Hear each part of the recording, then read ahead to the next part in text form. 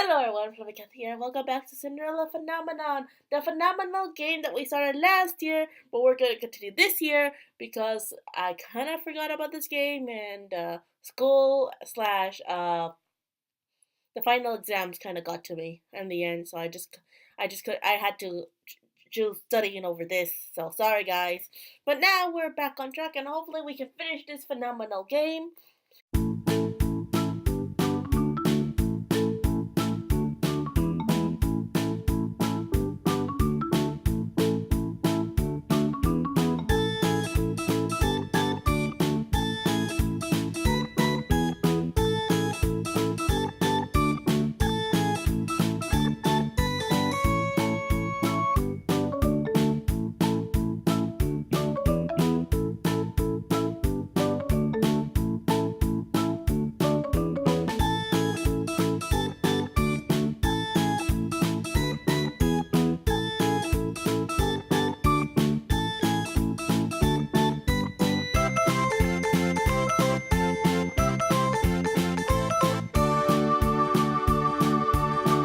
Oh, wait,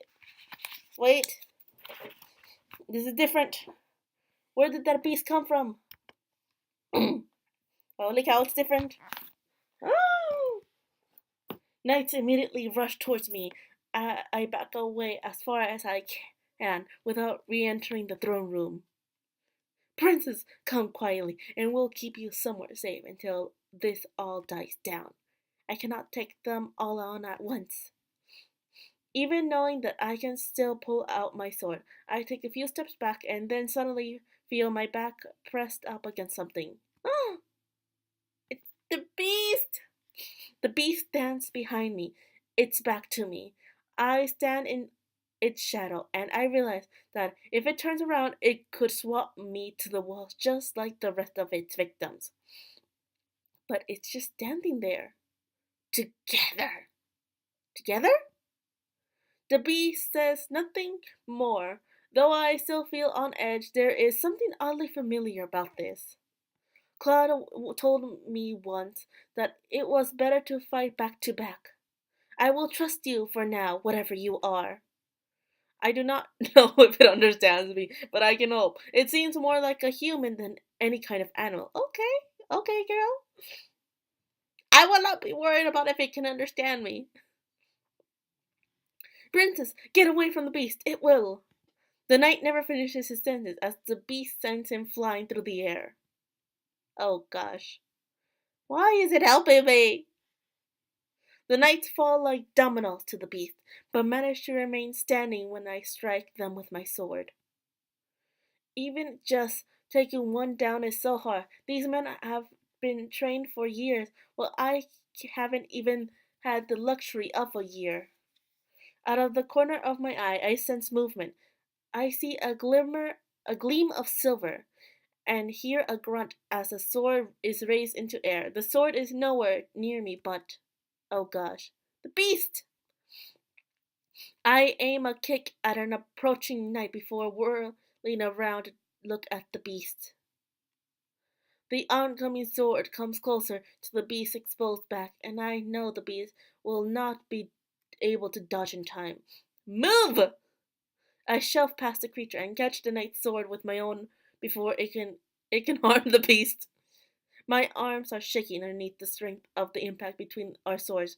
I can feel my arms are going to give out. Oh gosh, girl. Then a flash of light appears, so bright that everyone is temporarily blinded. Oh gosh, what just happened?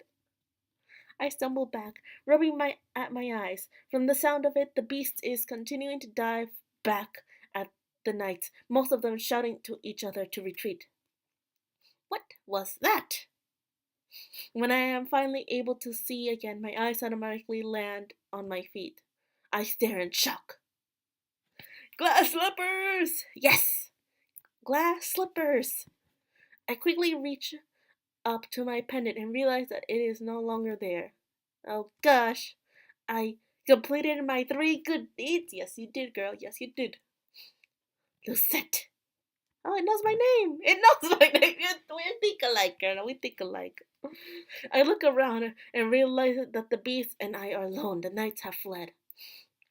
Did the beast drive off the rest of them?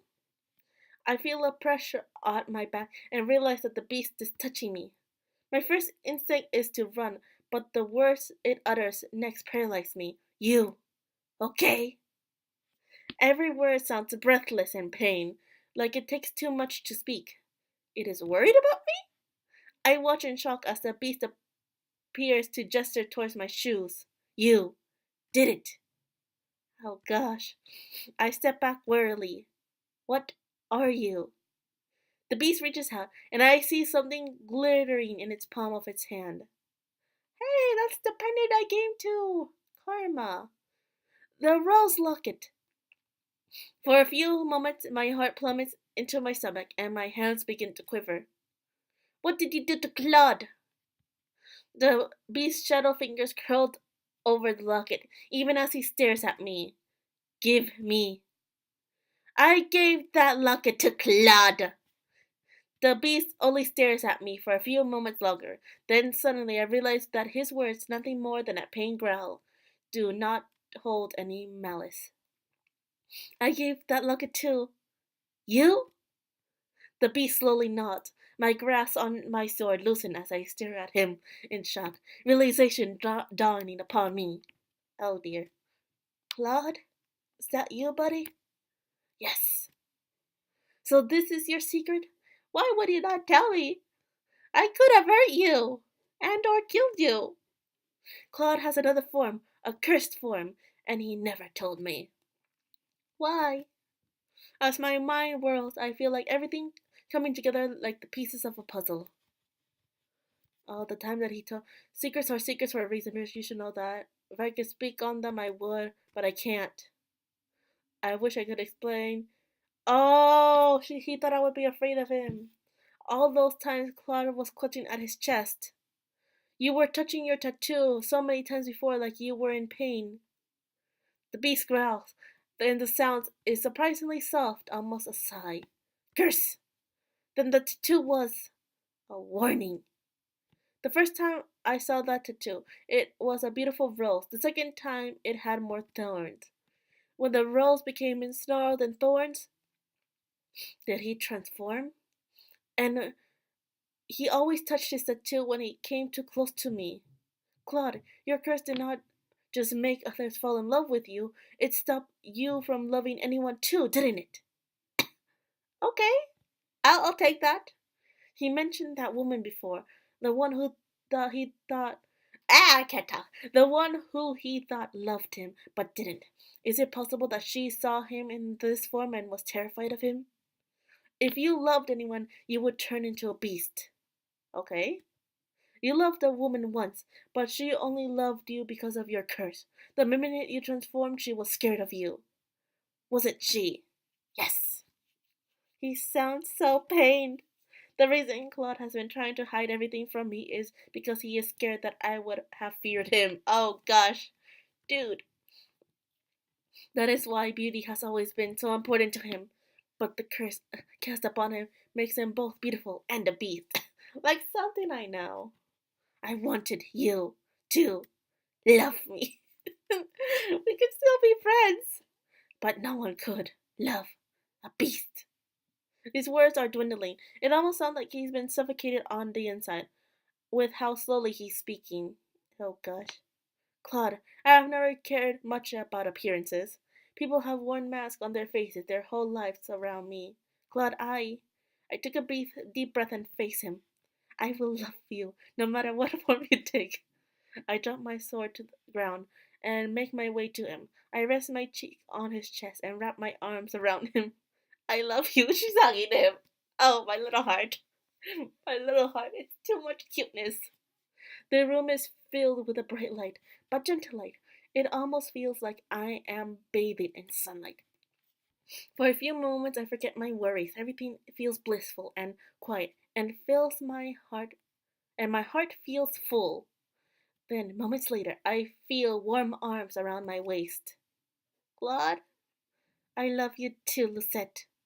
Ah, it's you, buddy! Welcome back. When I open my eyes, I still can't see anything, even though I know that the light has faded. The warmth is still there too, but now I feel it immediately on my skin, and I realize that it is because Claude is hugging me, not as a beast, but as a man. Did I break his curse? I realize this is the first time Claude has ever touched me for a long period of time without abruptly moving away. Tentatively, what? Words. Tentatively, I move my hands, feeling the fabric of his shirt and the warmth of him underneath it. Claude, before I can finish my sentence, you're too close. My lips are sealed. I can feel Claude's lips on mine, only briefly, but it is enough to make me suddenly feel faint. He pulls away from me with a brilliant smile. I've always wanted to do that. Oh gosh, I said we could be friends. This is too much for me, for my little heart. Lucette, you're blushing. If I could, I would kiss you again, but we have some urgent things to attend to. The reality of the situation begins to seep back into me. My father, Varg, Alcaster, they are all still in the throne room. The king! Let's go, Lucette. Yes, let's. Save the king. When Claude and I rush into the throne room, my attention is immediately grabbed by the king calling my name. Lucette! He is still bound to the throne, though his gag is removed. A rush of relief floods through me. He is alive! He is alive and he remembers me! Huzzah! My gaze is drawn to the two men battling at the base of the throne. Their swords are locked together in a stalemate. Alcaster and Fritz! Boy, you're alive! What has happened here? This is not how you gain power. I knew you would be a thorn in my side from the moment I concocted this plan. Where is Varg? The only one here is me, and I will. Fritz's concentration slips as his eyes land on me. The opening is small, but it is enough to give Alcaster the opportunity he needs. Watch out! Claude is already running over to help, but even he is too slow. Alcaster disarms Fritz before driving his sword through Fritz's chest. Oh, my good boy! My good boy! He's dead. No! No, I don't want to do Fritz just yet. He's still young. Alcaster pulls the sword out of Fritz's chest, just fast enough to deflect Claude's attack. As Claude drives Alcaster away from the throne, I rush to where Fritz has collapsed to the ground. His eyes are already growing glassy. Fritz! I lean over him. There is so much blood. I glare at Alcaster. How could you do this to your own son? Anyone in my way will meet my sword. Blood does not matter. Oh no. Princess. Oh gosh. Hang in there, boy. I turn back to Fritz in alarm, tears in my eyes. Fritz, hold on. Don't speak. You need to conserve your energy. Princess, I'm sorry. Fritz, please, don't speak. Don't speak. I feel bitter tears stinging my eyes. I'm sorry. I watch as the life sleeps from Fritz's eyes. I put my hand to his chest to feel a heartbeat, but Fritz's body is still. Fritz! I glare up at the sound to see Claude at the far side of the room, struggling to get to his feet. Lucette, watch out! I turn, but I am not fast enough. I see Alcaster's sword raised high in the air, and I know it will reach me before I can pick up my sword. Oh, magic! The sword falls from Alcaster's hand as a bright red ribbon of light twines around the hilt and drags it far from reach. I turn and see Delora standing a short distance away. Jurian, Garland, and Waltz all standing behind her. I'm afraid your performance as king has been incredibly disappointing. Jurian and Garland move together, rushing Alcaster from the same side. I see Claude moving in from the other side, quiet and lethal. Princess! Walt and Delora rush over to me. As the fighting continues, Alcaster has reclaimed his sword and is trying to evade attacks from these different swords at once. The king. Walt nods at me, his gaze lingering on Fritz as his expression becomes solemn. He walks off to the throne, and Delora kneels beside me. Delora shakes her head, and that is all I need to know that there is nothing more to be done. We will have to make sure he is properly honored, but for now we need to get you out of here. But what about Ophelia? Waiting for us somewhere safe. I constructed a shield around her that will keep her hidden from view and harm until we return for her. Weren't we meant to bring the royal family back to the Martian first? Not when we're missing the king. Besides, plans change when a magical bee starts rampaging in the castle. Princess! I turn to look at Alcazar, who is still somehow managing to scream my name, despite the fact he is being quickly overwhelmed. Princess, we could have worked together. If you were more like your mother, you could have ruled with grace, beauty, and fear. I flinch back, and Delora's hands come to rest on my forearms. Her grip is steadying. That is enough. I look up and see that the king has stopped to stand beside me. To my surprise, the king rests a gentle hand on my shoulder, his eyes soft as he looks at me. Lucette, we have a lot to talk about, but right now I have something I must do. I nod mutely and watch the king draw his sword.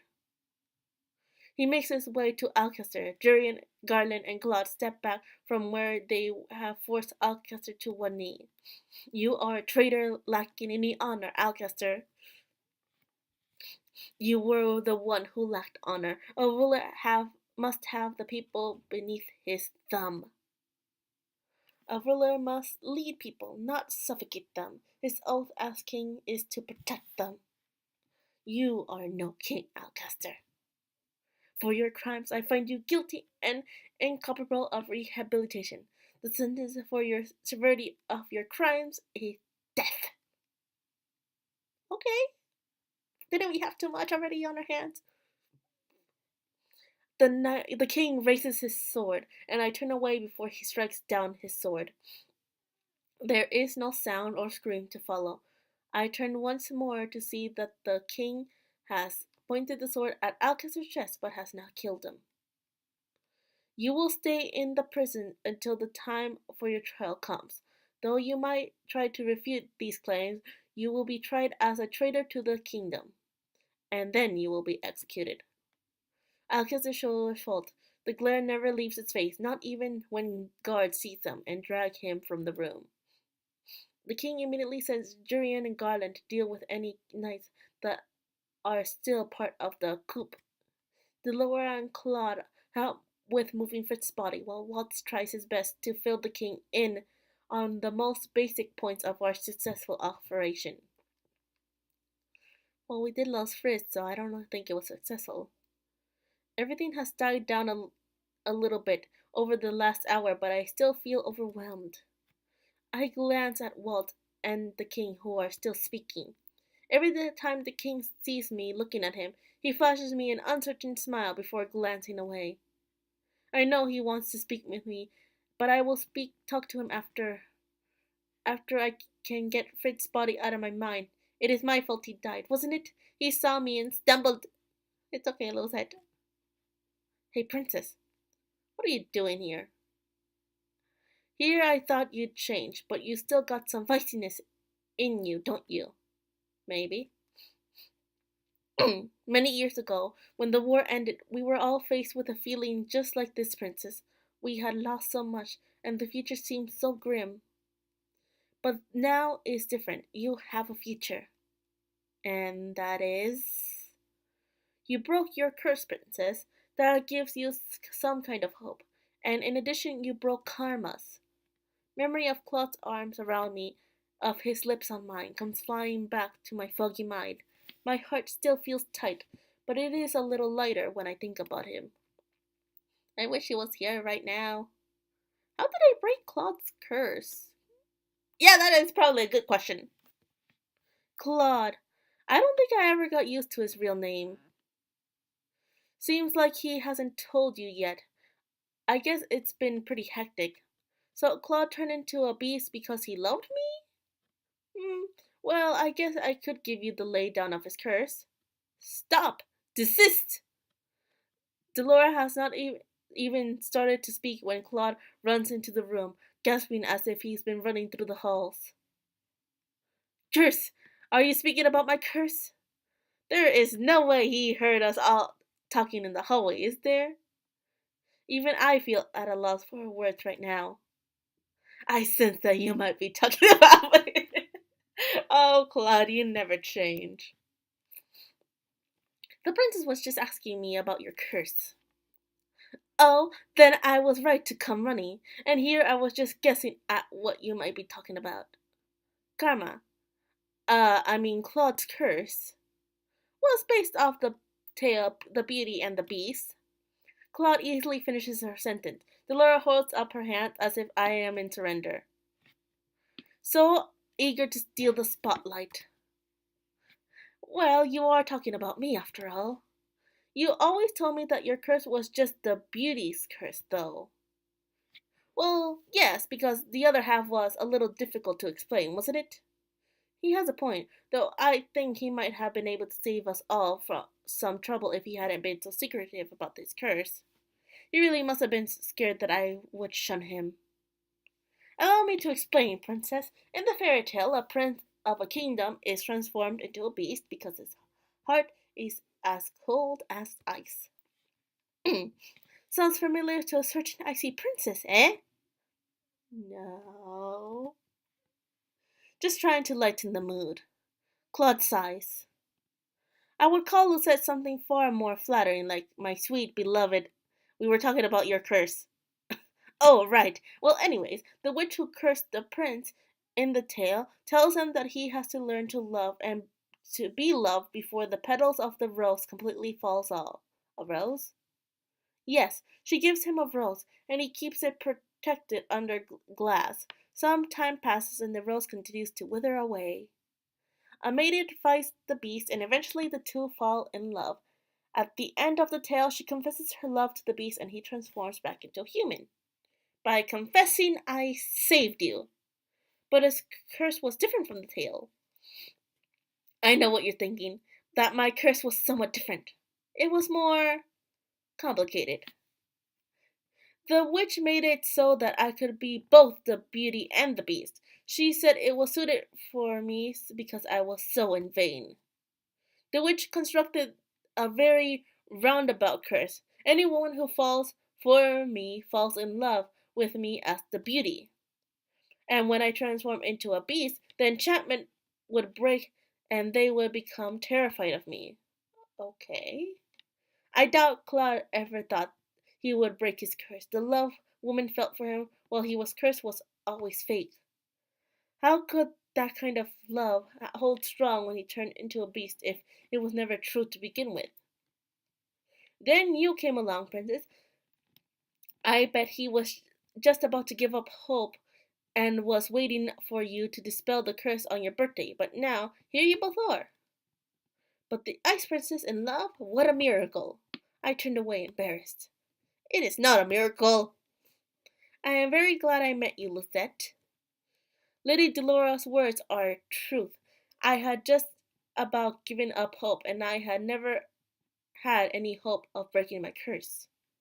I had thought the only way to fix it would be to have you dispel it on your birthday. But then I came to know you and you fell in love, a fairy tale indeed. You started out frowning at everyone and everything. You came a long way, Princess. Congratulations. You turned out pretty okay, Princess. Yay! And you turned out pretty okay for a witch. Gasp! Do my ears deceive me? A compliment from our little witch? Oh, I forgot I was a witch. You look so surprised, but you'll be the new bearer of our crystal real soon, Princess. I expect good things from you. Right, I almost forgot about that part. I'll try my best. Yet another miracle proclamation from the little witch. Will the surprises never cease?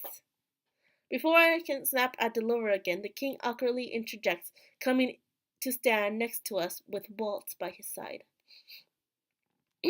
Pardon the intrusion. Oh, not at all, Your Majesty. Okay, hello. We're back at this again, this awkward situation. Walt told me that you were cursed. That's why I forgot about you. Yes? Even if it was by curse, I feel terrible that such a thing could have ever happened. So we'll make it up to you. We can catch up from where we were many years ago. Where we were many years ago, and maybe things couldn't be different. Okay? I'm sorry. What for? For being the way that I was before, for shunning Ophelia and her children. Oh, Ophelia. Did they bring her back to the Martian? Ophelia is still here. After the fight is over, she was shown back to her room. She is still waiting for Rod and Emma to return. Now, would you maybe be willing to tell me the story from the beginning? Perhaps I can fill in the gaps, Your Majesty. Claude? The king looks startled when he stares at Claude. He blinks, as if he had just been noticed by his presence. Oh, and you are? Claude elegantly bows before the king. I am Prince Claude of Brugelia. A pleasure to meet you, Your Majesty. The lost prince? The king turns to me with a puzzled look. It's a long story.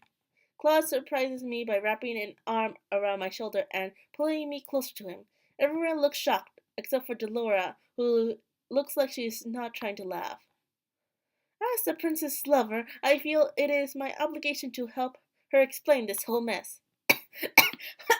Friend, I think you mean friend, Claude. I feel my face getting hotter at Claude's sudden proclamation. All their eyes are now on me, and I suddenly feel like hiding myself. Only Claude would so bluntly say such a thing. The king looks more shocked than anything. When did this happen? Well, Your Majesty, I think we had better start at the beginning. We were about to tell the king everything, save for when Varg had disappeared too. No one was sure where he had gone. In all the chaos, the night's search for him all ended in failure. A lot of explaining had to be done, not just to the king, but also to the people at the tavern. As soon as everything had calmed down, Rod and Emma finally went back to the palace. I apologized to them as best as I could, and they seemed willing to try again with me. And I'm willing to try again too. As for Claude, so you're going back. Are you sure you don't want to come to Brugelia with me just for a short holiday? I would love nothing more than to introduce you to my family. Mother would shower you with gifts. Father would, well, tease you probably. He makes jokes frequently. And Llama, ooh, Llama. What did he say, Llama? He has a pet llama? My brother, Llama. What? Another acronym. We're Karma and Lima. Does your father do these things on purpose? I told you, he likes jokes. My brother's real name is Lance. I was going to bring you back and introduce the two of you. And you could tell my little brother how charming I am. Is it just my imagination, or is there glitter of competition in his eyes? As much as I would like to meet your family, you have your own obligations here. And you need to let your family know that you are safe and alive. But the thought of being separated from you, Claude sighs before he leans down and plants a kiss on my forehead. I'll miss you. You'll be gone for that long. Love, that's not how you were supposed to respond. He'll say, my sweet prince, I'll miss you too. Fine then, I'll miss you. Maybe. Claude raises an eyebrow at me and then smiles. I'll be back for your birthday. I love you, Lucette. Okay. It has only been a few weeks since Claude left, but I am impatient. The king has been throwing grand dinners every night in preparation for my birthday, but I can hardly concentrate on anyone else when I am thinking of Claude. I told them about all of the smaller birthday celebrations. I thought he would be here for them. My birthday is in a few days. When will he come back? I have tried to keep myself busy, mainly by continuing my sword practice with Jurian and Garland, who have both rejoined the Order of Calderia. Oh, good for them. Every time I am around the night, I think of Fritz. I shall bring some new flowers tomorrow. If Claude would just return already, we could go pay our respects together. Hello, Lucette, my love, my sunshine, my beautiful brothel. What? What did he say? Claude? I shake my head and try to gather my thoughts. First of all, you did not knock. Second, we are not engaged. Well, you may as well be, don't you think? At the very least, knock before you come in. Still worried that I will still come in on you in the middle of changing? Would you have minded so terribly? Yes. It's worth saying those things to you just to see you blush. Why are you here? Yeah, why is it? His arrival is so sudden that I have absolutely no time to prepare. Claude sighs dramatically. You didn't want me back here? No, I mean, you did not even write to say you'd be back today. I just wasn't expecting you. I did say I would be back for your birthday. I am a man of my word. Shall I have stayed out longer? No, of course not. I grumble as Claude walks over to my bed, grinning. He sits down on the bed next to me, wraps an arm around my waist, pulling me closer. I sigh and lean my head on his shoulder. It is a startling contrast to what it used to be. Before, if I touched him, he would flinch and turn away from me. Now he is always right next to me. Claude's whole body seems to relax when I tentatively wrap my arms around him and hug him back. I knew I would miss you, but it really was terrible being away from you. But you enjoy the time with your family? I did, and my brother was very frustrated that I spoke about you almost every hour of the day. Oh dear. How could you have that much to say about me? Oh, I felt that I didn't have enough to list all of your virtues. I nudge him in the arm, but he just grins at me. A glint from Cloud's pocket catches my eyes, and I flush proudly when I notice the rose locket. Looking at the locket makes me think back to the night when he transformed it back into a prince. Lost in thought, are we? I was just noticing the locket. You still carry it around with you. Of course I do. It has become my most valuable possession. He pulls the little locket out and pops it open. I am startled when I see the small sheet of paper with my own words on it. My message to him is still there. Karma smiles as he reads the words aloud. A normal rose would have withered, so I offer this one instead, in heartfelt thanks. I say nothing when he turns to look at me. Oh ho, your cheeks are red again. Your embarrassment is adorable, darling. I am not embarrassed. I just didn't think he'd keep the words in there, or that they would ever mean so much to him. Yes, of course, you have exceptionally rosy cheeks, hmm? He pauses as he closes the locket again and looks at it fondly. I love this locket because it is the first gift you gave me. He was holding the locket as the beast too. It was half of the reason I recognized him. I jump as Claude gently taps my nose with his same finger. This locket isn't going anywhere anytime soon, I can assure you. I smile as he winks at me. Anyway, allow me to pull you back into the present. Since I promised you no more secrets, let me tell you something. Oh? Claude looks away from me, his eyebrows furrowing, and I frown. I hope it is nothing serious. I'm nervous about sitting down to dinner with your father tonight. You're nervous. I start laughing without even meaning to. You're laughing at my pain, princess. He pulls me closer and kisses the top of my head. But you are too flamboyant to be nervous. I am confident, princess, not flamboyant. There's a difference. Right, right. Uh-huh. Claude's expression grows more solemn. He looks at me seriously, almost sad. Lucette, I am still sorry about lying to you. That whole time I made myself up to be something beautiful, someone I wasn't. I believe I was truly a good person on the inside, and that I deserved good things even though I was selfish. He's already apologized to me too many times. Claude, you do not have to apologize. No, that witch was right to curse me. always had everything handed to me on a silver platter. When I came to Yagiela, I believed that if it wasn't going to help break my curse, it wasn't important. And then I met you. At first, I thought I would have just to get you your good deeds so you could help me dispel my curse, but then, Lucette, I realized I was drawn to your confidence and commitment. But I could never admit that I was in love with you. I was so scared that if I transformed into a beast and you were scared of me, I would lose my chance of winning your heart. So you see, Princess, I was selfish. I wanted all of you without having to give you all of me. What? I looked down at where our hands are intertwined, and I gripped his fingers to guide her. I've told you enough times now that you have nothing to apologize for. But if you insist on apologizing, then you ought to do something to make it up to me. The words are out of my lips before I can even think them. I stop suddenly, trying to ignore the hot flush in my cheeks. Claude looks at me, puzzled, and for a few moments I feel triumphant that I have caught him off guard. Then the puzzled look fades and Claude just grins at me. Oh, so forward. Forward? I open my mouth to apologize when he suddenly grabs my hands and tugs me down to the bed. The instinct karma taught me in my sword fight are quickly overwhelmed by my surprise, and in no time he has pinned me down to the bed and is looming just above me smiling. Oh, look at them! How adorable! I'm disappointed.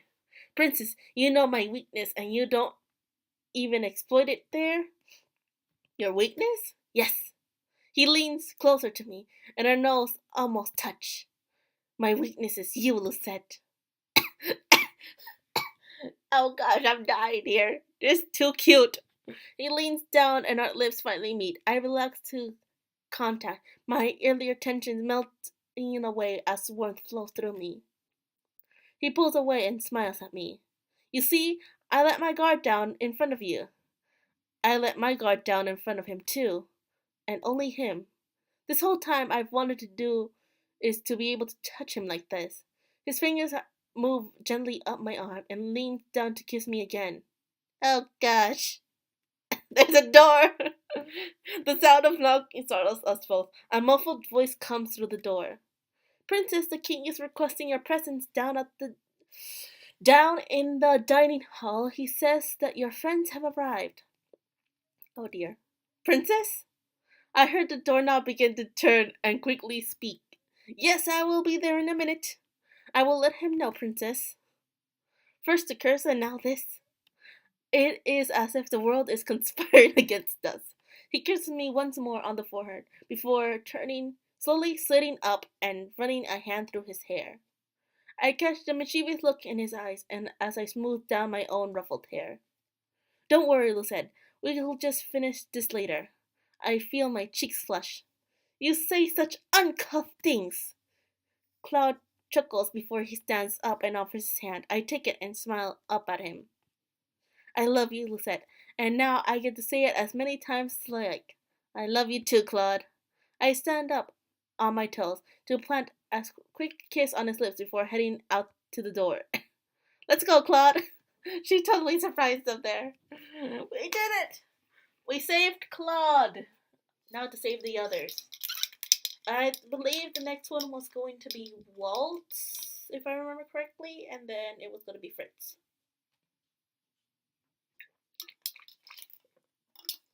We did it. We actually did it. Oh man, I'm thirsty. Don't worry, I'm fine. I have a water with me. Woo! But we did it. Okay, we did it. Huzzah! Can we speed this up a little bit, please? Game, thank you. You're welcome. Oh my goodness, that was fun. I liked it. I enjoyed Rumple's Karma's ending. He was a bit more playful than Rumple. Now that I think about it. Oh wait, Chewy. I mean Chewy. I can't remember names. Hooray! Oh gosh. Oh gosh. Did you guys have a good time? Because I had a good time. I had fun. I still like this game. I still wonder what's gonna happen next, even though I already know that Lucettes' mother was a witch. For those of you who can't remember, and now Lucette's gonna be the new witch of the Teram Baram Bearer, if I remember correctly. And we just need to kind of like just, I guess, pull the. There's not. I don't know what else is there to find out. We know she's gonna be a witch. We know about her mother. But how did the war ended specifically? I think probably is my next question, which is why we're gonna head over to Fritz. See you all next time.